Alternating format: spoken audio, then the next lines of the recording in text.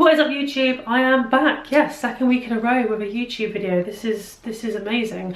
But like I said, I've committed to this and I intend to do one every week or every other week. So, you know, bear with me while I build up my sort of habitual habit of content creating for you guys, or should I just say sitting in front of the camera and just chatting absolute waffle. So me and Joel obviously planned to try for a baby and we felt pregnant. Had the birds and the bees, and you know the drill, positive pregnancy test, and Bob's your uncle, we felt pregnant. So I actually spoke a little bit about this in my previous vlog, about, you know, how I felt really grateful that, you know, despite everything my body's thrown at me, everything my body's been through, like all the immune suppressing drugs, all the surgeries, all the infusions, all the transfusions, I was able to conceive so quickly. Now, I will rewind a couple years and just talk briefly on something that I actually haven't mentioned on my YouTube channel ever before. So this might be new for some of you. I've had a miscarriage previously. So I've actually fallen pregnant before, but unfortunately I had a miscarriage, and I didn't find out I had this miscarriage until I was actually at my 12-week dating scan, which was a very traumatic experience for me because, you know, I always thought a miscarriage was, you know, very obvious, whereas, you know, I had a silent miscarriage. And you know, it was a very traumatic time in my life, and it's still something that I don't really like to talk about. And I think it's because I was in a really bad place in my life. I really didn't know whether I was coming or going. It was a planned pregnancy, and because I'd never obviously tried to conceive before, I didn't know I was going to even fall pregnant. That might sound naive, but at the time, where I was in life at the time, yeah, it was not a great place. But one thing I took from that experience was that, you know, the doctors informed me that it wasn't anything to do with my illness, it wasn't anything to do with my J-pouch. Everything seemed like it was working properly, my ovaries looked really healthy. It was just that, you know, it was my first pregnancy, and apparently 1 in 3 or 1 in 4 women can actually have a miscarriage on their first pregnancy. So I think one positive I took from that situation, if you can take a positive from that situation, is that I knew I was able to conceive. But it did make coming into making this decision again, obviously to try for a baby with Joel, my husband, it made me feel a little bit anxious because obviously I've been in that position before where I've had a miscarriage.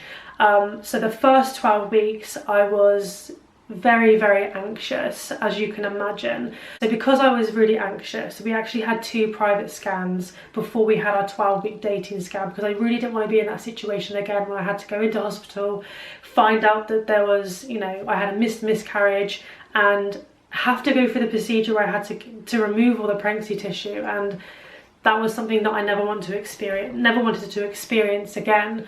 So we had private scans along the way. It made it more real for me and Joel, especially when I was able to like first see the heartbeat on the screen at week 8, and it was just such a magical moment. And just to see the baby grow through that first trimester is just, it's just incredible. And it just makes it just made me realise just how much my body was working at that time, and to be kinder to myself, because one of the biggest symptoms I had, or sort of one of the biggest issues I had when I was in my first trimester, I don't want to call it an issue because obviously it's just pregnancy, but I was really fatigued. I suffer from fatigueness anyway with my J-pouch on the odd occasion, especially from a flare-up, but this fatigue was like on another level. Like I would just be working on my laptop after like a full 10-hour sleep and my eyes were just going, like literally like closing, like I couldn't stop myself from sleeping. And I did nap quite a lot in that first trimester. Another issue I was faced with on a day-to-day sort of basis, pretty much from week 7.5, 8 weeks to like Probably week 13 was morning sickness. Well, they call it morning sickness, but it's the sickness in general.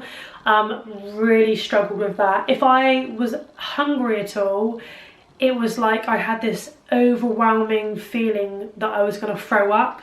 And on the odd occasion I did actually throw up. I went completely off eggs. Like, I used to love a good egg. Actually, saying that, I went from being like obsessed with boiled eggs to then literally despising them, and then one day liking chicken, and now I've only just, so I'm 17 and a half weeks pregnant now, and I've only now just started implementing chicken into my diet again, and it has to be cut up into tiny bits and flavoured to an inch of its life. But now I'm in my second trimester, which obviously I'll be sharing a lot more on as I go through this trimester. Eventually I'm feeling a lot more alive and energetic, hence why I've started vlogging again. Honestly, there was no way I was going to be vlogging it in my first trimester, and obviously, you know, I naturally wanted to wait until I had my 12-week dating scan before I shared the news online anyway, just in case anything did happen. So with my J-pouch, pregnancy so far, so for those who follow me on Instagram, you may have remembered that early on this year I actually was suffering from, like, you know, quite a bad flare-up. I had to go on a course of antibiotics. I had to go in and see my IBD nurse, and I had TMI here, but you know how open I am about my ins and outs of my pouch and bowel habits. I had, from straining, because I had a hemorrhoid, and from that hemorrhoid I ended up having a, like, not a blockage, but like just my pouch wasn't emptying properly, and then from not emptying properly my inflammatory bowel disease triggered. So it was like a catch-22 for me. Like, I didn't have the normal flare-up sort of symptoms you'd normally have, where you just like go to the toilet quite a lot. It wasn't until my hemorrhoid like disappeared a little bit that those normal flare-up symptoms came about. But it was a really horrible flare-up. I had to train fasted in the morning because every time I ate my stomach was just like in knots. But anyhow, I went on some antibiotics and they actually helped massively. And it was around mid-April that I finished my antibiotics, and these antibiotics you can actually take in the first trimester of pregnancy. And I remember having the conversation with my inflammatory bowel disease nurse, and I said, you know, I want to, you know, me and my partner are thinking about trying but not trying for a baby in May, so I don't want to have any more antibiotics now. I'm okay, like, touch wood for now, so let's just see how I go. And I said, look, you know, we're going to be trying but not trying. I may not fall pregnant straight away, so it might well be that we might have to do another course of antibiotics, put the baby making on hold, and then just reevaluate from there. But obviously I fell pregnant straight away, and do you know what, it actually did wonders for my J-pouch. Like, my J-pouch in the first, I would say from week 4 to like week 10, it was like perfect. It was like the best J-pouch in the world. Honestly, I was like, oh, I'm absolutely loving this. Like, this is the best thing to happen. You know, I'm feeling sick. I've got like a really bad headache now and again, and I can't stop freaking sleeping. But my J-pouch is in a really good place right now.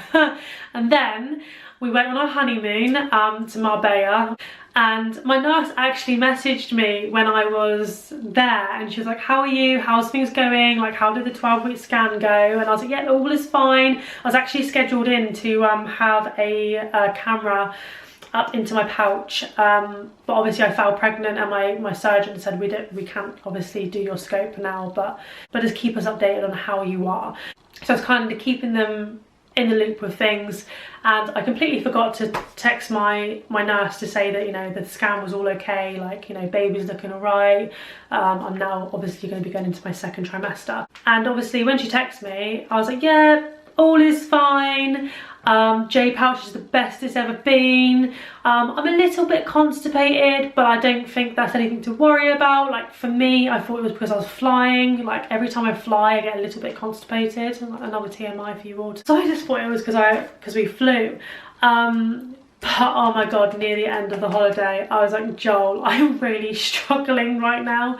I just can't go to the toilet. And I think it was a mix of obviously flying, we were eating, I was eating a lot of carb.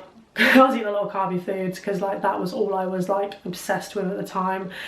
And I was like, oh, maybe it's just the food I'm eating. But guys and girls, I'm now 17.5 weeks and I'm still finding myself a little bit bunged up and a little bit constipated. To help relieve that, I am drinking a ton of water to obviously help things move on through. I'm also moving, so I'm actually, you know, making sure I hit 10,000 steps a day, making sure I do my training, making sure that I'm staying active because obviously that helps with bowel movement. And I do find if I don't train, if I have a complete rest day and I don't train or do much exercise, I'm actually a lot more constipated than I normally would be on a normal day. So I'm almost using myself as a guinea pig as my own research project, kind of like tallying the days where I feel more constipated. What has my life come to? But that is something that I'm having to kind of deal with on a day-to-day basis. I am taking advantage of being able to obviously eat a lot more fibrous foods than I would normally, but obviously being very, very careful of that because I don't want to have a blockage. I will have to be more mindful with the amount of fibre that I'm eating, I guess, the bigger I get. And even now to a certain extent, like I know my limits, and I will blend up some vegetables just so they're easier to kind of go through the digestive tract. But please know I'm being very, very mindful with that, and I've obviously shared that with my inflammatory bowel disease nurse and, you know, reassured her that I'm not gonna block myself up again with runner beans. But you know what, training with my J pouch through pregnancy so far has been absolutely fine. I've had no issues whatsoever, you know, because I've been training for so long now, and I've done all the correct rehab work post like abdominal and pelvic floor surgery. So obviously when I had my J pouch done, it is a deep pelvic surgery, so I'm very, very aware of my muscles in and around the area, because even though my last surgery was 4 years ago, I still do my Kegels on a regular basis and I still do a lot of my core activating work before or after my sessions, like as a conditioning like add-on, or maybe like activation before I do any sort of compound movements. Another thing I wanted to discuss was about my body changing, and this has been a common question I've been asked on my Instagram, like stickers I've put out on my stories asking for like questions. A few people have asked me in the comment section on Facebook when I've uploaded posts about being pregnant. And do you know what, I'm going to be completely honest with you. 5 years ago, I would have really struggled with my body shape changing and seeing my body shape changing like weekly. And it was even from the very beginning, like the first thing I really noticed was my breasts getting bigger. And I'm not so worried about the weight gain, like at this stage of my life, like that's to be expected when you're pregnant, because, you know, there's so many different things that come into pregnancy. Like, but I really struggled like in the first trimester with my breasts getting bigger, because I really liked my pre-pregnancy boobs. Like, you know, they were small, you didn't have to wear a bra, like just a sports bra, and I could get away with wearing like really skimpy tops. And I mean, you can get away with skimpy tops if you've got boobs, but I just felt like comfortable with my breast size.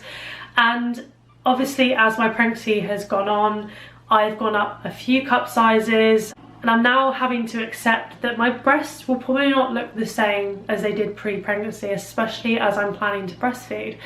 And do you know what? This is one thing that I will say to you ladies out there that are, you know, maybe in the future you're planning to have children, and is that no feeling is a wrong feeling. You know, whether that be you struggle with the weight gain you have in pregnancy, or, you know, you're not happy with your body shape changing, how it's changing, no feeling is a wrong feeling. And I think if you voice that to everyone around you that is supporting you for your pregnancy, and make them aware that you are struggling with this a little bit, then hopefully if they're the right people around you, they will support you through that.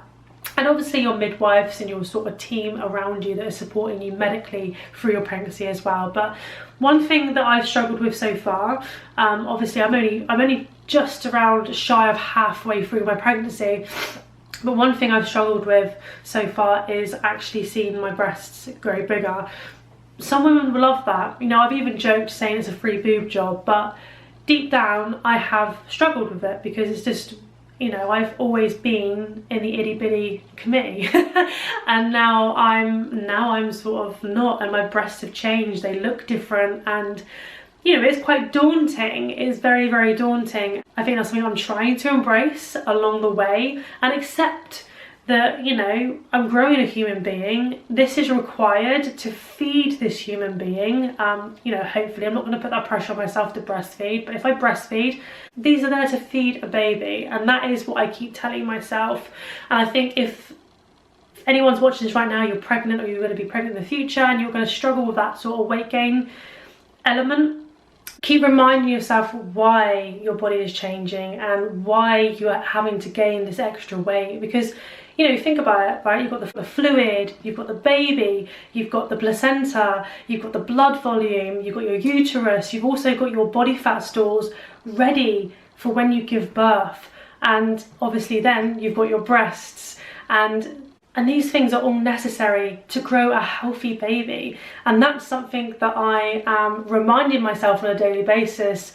When I look in the mirror and I'm a bit daunted by my boobs, I'm just like, okay, there's a reason why my boobs have changed, and that is to feed a baby. And that's just an amazing thing. And I keep reminding myself of it every single day, and my husband reminds me every single day. And, you know, having the support network around you, and you know, I'm very lucky that I've got loads of women around me sharing their experiences, sharing the funny moments, their like sad moments, you know, even the times they felt depressed. And it's just so nice to know that there's no wrong feeling when it comes to being pregnant, and every feeling is welcome, and just voice it to people so you don't keep it to yourself. So I'm going to leave it there on this note. And if you have any more questions or anything you want me to elaborate on, then obviously pop a comment in the box below and I will get back to you either in the comment section, or I can extend on it in another vlog. Until then, see you later.